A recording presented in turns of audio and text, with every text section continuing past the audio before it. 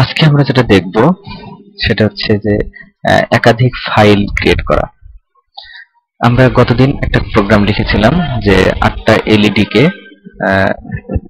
বাম 8টা এলইডি থাকবে যেগুলো জ্বলে জ্বলে শিফট হতে হতে ডান দিকে যাবে বা উপর থেকে নিচে নামবে, আবার শিফট হতে হতে ধীরে ধীরে উপরে উঠবে। তো এই কোডটাতে আমরা 3টা ফাংশন ব্যবহার করেছিলাম। একটা ছিল মেইন ফাংশন, আর আপ টু ডাউন এবং ডাউন টু আপ নামে দুটো ফাংশন ছিল আমাদের, এবং এই ফাংশন তিনটার প্রোটোটাইপ আমরা এখানে লিখেছিলাম। তারপর প্রথমে মেইন ফাংশনের যে বডিটা সেটা, এরপর আমরা যেটা করেছিলাম সেটা হচ্ছে যে তিনটা ফাংশন, যে ইউজার ডিফাইন্ড যে ফাংশন দুটো আমাদের ছিল সেই ফাংশন দুটোর বডি আমরা এখানে লিখে দিয়েছিলাম।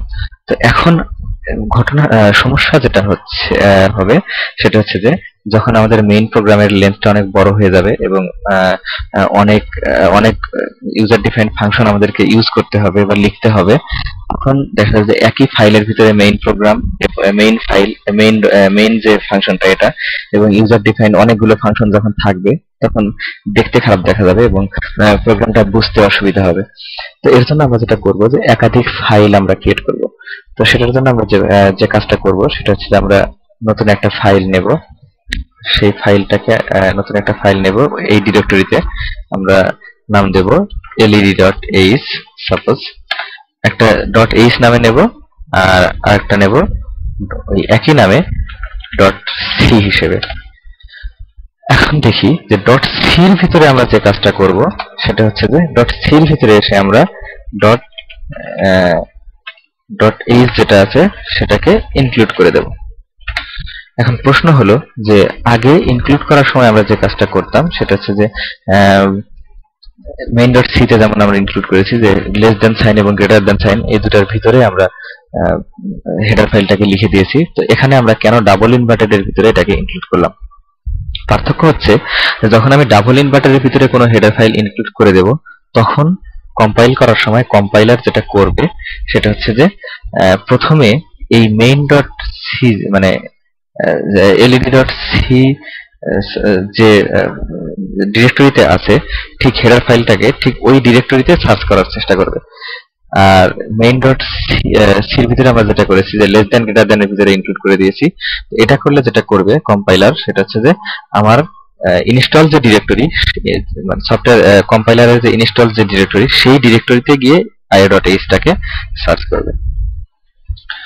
এখন আমরা যেটা করব সেটা হচ্ছে main.c তে আমাদের যে ফাংশন দুটার প্রোটোটাইপ আমরা লিখেছিলাম সেই প্রোটোটাইপটা main.c থেকে নিয়ে এসে আমাদের led.h এ আমরা পেস্ট করে দেব এটা, এবং ফাংশনের যে বডি ছিল এই ফাংশনের বডিটা আমরা নিয়ে এসে ফাংশনের যে বডি ছিল এটা আমরা led.c তে আমরা এটা লিখে দেব।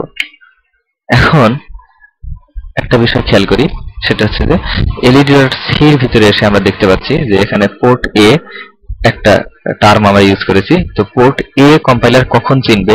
যখন আমি এখানে বলে দেব যে যখন আমি এখানে avr io.h এটা আমি ইনক্লুড করে দেব। তো এই ইনক্লুডের কাজগুলো আমরা এখানে .h ফাইলে করব। আরেকটা কাজ যেটা করতে হবে, delay-ms ফাংশনটা আমি ব্যবহার করেছি। সো delay-ms যে হেডার ফাইলে আছে সেই হেডার ফাইলটাকেও আমার এখানে led.h এ আমরা ইনক্লুড করে দেব।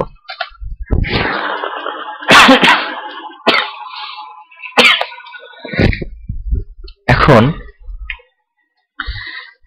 খেয়াল করি যে main.c যে ফাংশনটা, main.c যে ফাইলটা, এই ফাইলটা এখন আমাদের নিট এন্ড ক্লিন।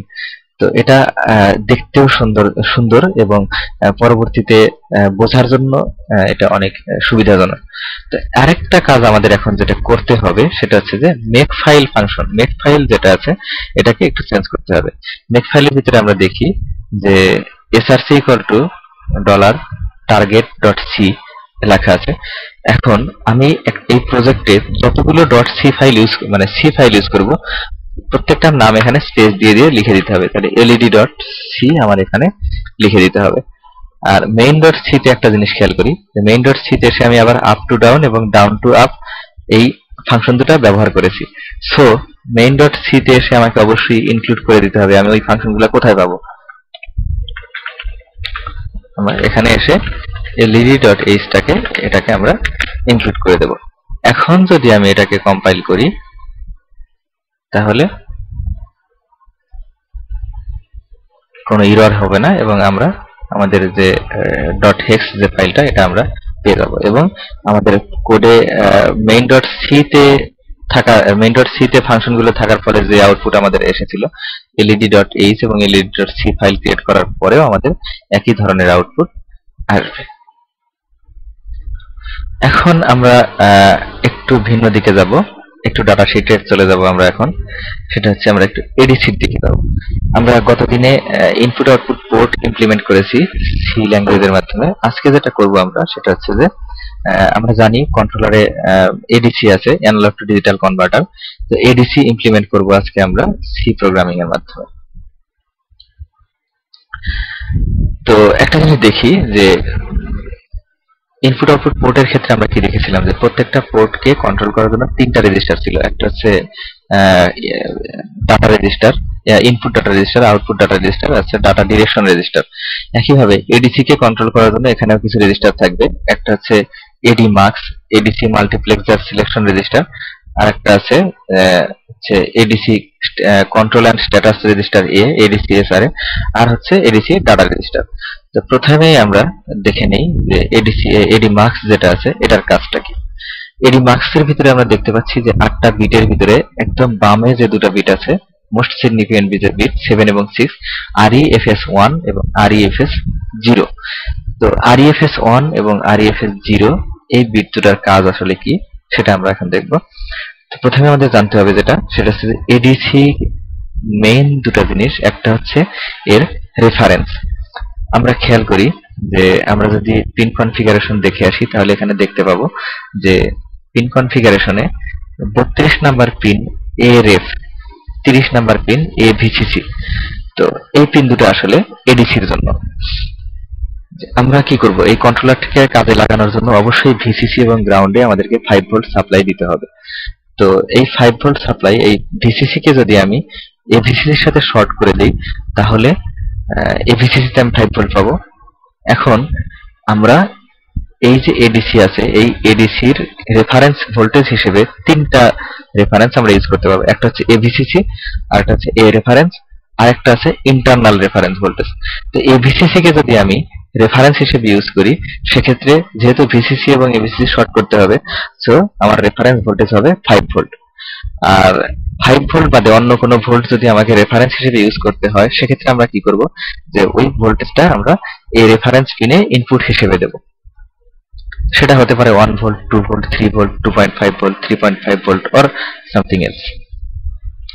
এখন একটা জিনিস খেয়াল করি যে আমি যখন এই রেফারেন্স পিনে কোনো একটা ভোল্টেজ রেফারেন্স হিসেবে ইনপুট হিসেবে দেব, এখানে দেখা গেল যে আমি দেব হচ্ছে 3 ভোল্ট, বাট রান টাইমে দেখা যাবে যে ওটা আসলে 3 ভোল্ট নাই, হয় 3 ভোল্টের চেয়ে কিছু বেশি অথবা 3 ভোল্টের চেয়ে কিছু কম আছে। সেক্ষেত্রে সমস্যা যেটা হবে যে আমি ভিতরে প্রোগ্রামে ক্যালকুলেশন করার সময় কিন্তু অবশ্যই 3 ধরে ক্যালকুলেশন করবো, বাট দেখা যাচ্ছে যে ফিজিক্যালি ওখানে 3 ভোল্ট নাই, ওখানে হয়তো 3.1 ভোল্ট আছে। তো আমার অবশ্যই একটা এরর তৈরি হবে। তো এটাকে রিমুভ করার জন্য কন্ট্রোলারের ভিতরে একটা ইন্টারনাল রেফারেন্স ভোল্টেজ দেওয়ার ব্যবস্থা আছে। তো ইন্টারনাল রেফারেন্স ভোল্টেজটা হচ্ছে 2.56 ভোল্ট। তাহলে আমরা দেখতে পাচ্ছি যে আমরা এডিসির জন্য তিনটা রেফারেন্স আমরা ইউজ করতে পারবো। একটা হচ্ছে ইন্টারনাল রেফারেন্স, আর একটা হচ্ছে ARF যে পিনটা আছে সেই পিনে আমরা ইনপুট হিসেবে ভোল্টেজ দিতে পারবো, আর একটা হচ্ছে AVCC পিনটাকে আমরা রেফারেন্স হিসেবে ইউজ করতে পারবো। তো কোনটা আসলে এখন আমার রেফারেন্স সেটা বোঝার জন্য যেটা করতে হবে এই এডি মার্কস এর REFS1 এবং REFS0 এই দুটো বিটের কম্বিনেশন আমাদেরকে চুজ করতে হবে। এখানে 00 যদি আমি সেট করে দেই তাহলে এই রেফারেন্স যে পিনটা সেটা রেফারেন্স হিসেবে ইউজ হবে।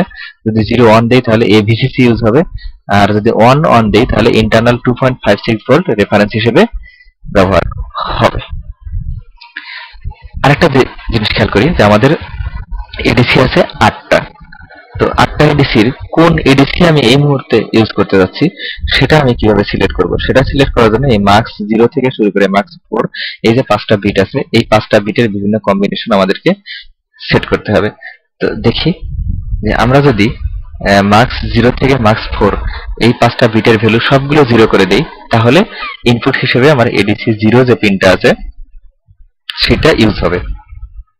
যদি 000 অন দেই তাহলে এডিসি 1, যদি 10 দেই তাহলে এডিসি 2, যদি অন দেই তাহলে 3, এভাবে অন যদি দেই তাহলে এডিসি 7। এখন আসি যে এডিসি, তাহলে আমাদেরকে এডি মার্কস যেটা আছে, এডি মার্কস এর আরইএফএস অন এবং আরইএফএস 0 এই দুটো বিটকে সেট করতে হবে আমি রেফারেন্স কাকে ইউজ করব সেটা অনুযায়ী। আর মার্কস 4 থেকে মার্কস 0 এইটা সেট করতে হবে আমি কোন এডিসিটা ইউজ করতেছি চাচ্ছি সেটার উপর। আর ADLAR ADC left adjust bit, এটা আমরা একটু পরে আলোচনা করব। এবার দেখি যে ADC control and status register. এখানে আমরা দেখতে পাচ্ছি যে একদম ডান পাশে 0, 1, 2 এই তিনটা বিট এডিপিএস 0, এডিপিএস 1, এডিপিএস 2 এডিসি প্রিস্কেলার সেট। প্রিস্কেলারের ব্যাপারটা হচ্ছে যে আমাদের এখানে যে এডিসি গুলো আছে এই এডিসি গুলো 250 কিলোহার্জ স্যাম্পলিং রেট সাপোর্ট করে। এখন আমার কন্ট্রোলারের যে ক্লক ফ্রিকোয়েন্সি যেটা সেটা হচ্ছে 1 megahertz or 4 megahertz or 8 megahertz. তো এ যখন স্যাম্পলিং করবে তখন মেইন কন্ট্রোলারের যে ফ্রিকোয়েন্সি ওটা থেকেই তো সে স্যাম্পলিং যে ক্লক সেটা নেবে। তো সেটা নেওয়ার জন্য সে যদি ওটা সরাসরি ব্যবহার করে তাহলে তো আমাদের স্যাম্পলিং রেট হয়ে যাবে 4 মেগাহার্জ বা 8 মেগাহার্জ। বাট এই এডিসি গুলো 250 কিলোহার্জ পর্যন্ত সাপোর্ট করে। সো যেটা করতে হবে সেটা হচ্ছে যে আমাদের কন্ট্রোলারের যে মেইন যে ফ্রিকোয়েন্সি আছে সেটাকে ডিভাইড করে দিতে হবে। এই ডিভাইড করাটাকে বলা হচ্ছে প্রিস্কেল করা। তো প্রিস্কেল আমরা কিভাবে সেট করব, এখানে আমরা দেখতে পাচ্ছি যে এডিপিএস 2, এডিপিএস 1, এডিপিএস 0 এই তিনটা বিটের বিভিন্ন কম্বিনেশনের জন্য ডিভিশন ফ্যাক্টর বিভিন্ন ধরনের হবে। তো এই ডিভিশন ফ্যাক্টর আমাদেরকে আমি কন্ট্রোলারের যে ফ্রিকোয়েন্সি যেটা সেটা কত সেট করা আছে সেটাকে কোন ডিভিশন ফ্যাক্টর দিয়ে ভাগ দিলে 250 কিলোহার্জের ভিতরে আসে সেটা আমাদের এখান থেকে চুজ করে সেট করে দিতে হবে। তো আমরা যদি তিনটা বিটকেই অন সেট করে দিই তাহলে ডিভিশন ফ্যাক্টর হবে 1। সেক্ষেত্রে আমাদের যদি 8 মেগাহার্জও হয় তবুও আমাদের 250 কিলোহার্জের ভিতরে আমাদের স্যাম্পলিং রেটটা চলে আসবে। আরেকটা বিট আমাদের গুরুত্বপূর্ণ, সেটা হচ্ছে এডিসি এনাবল। এই এডিসি এনাবল এডিইএন যে বিটটা, এই বিটটাকে অন না করা পর্যন্ত এডিসি এনাবল হবে না। সো আমরা যত কিছুই করি না কেন এডিসি এনাবল বিটটাকে অবশ্যই অন করতে হবে।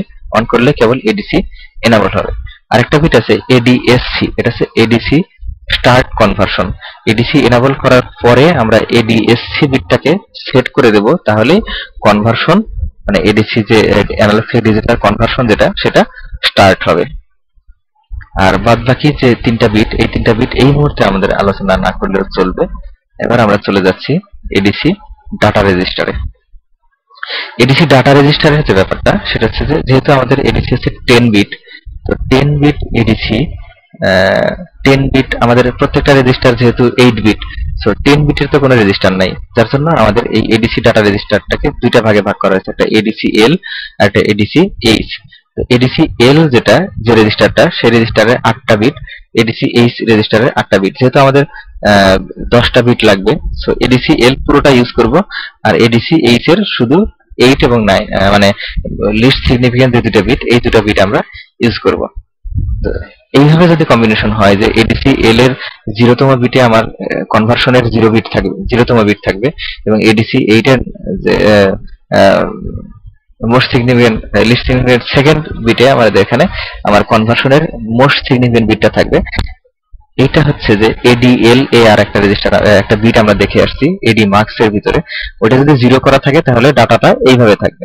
আর যদি এডিএল এ আর অন করা থাকে তাহলে আমার ডাটাটা এইভাবে থাকবে যে এডিসি এইচ পুরোটা ব্যবহার করা হবে আর এডিসি এল এর লিস্ট সিগনিফিকেন্ট যে 6টা বিট, এই 6টা বিট আমার ইউজ হবে না। তো এখান থেকে আমরা যেটা করব যে এডিসি লেফট অ্যাড্রেস রেজিস্টার 0 এটা করে রাখবো, এটা আমরা সাধারণত ইউজ করব না, আমরা এটা ইউজ করব।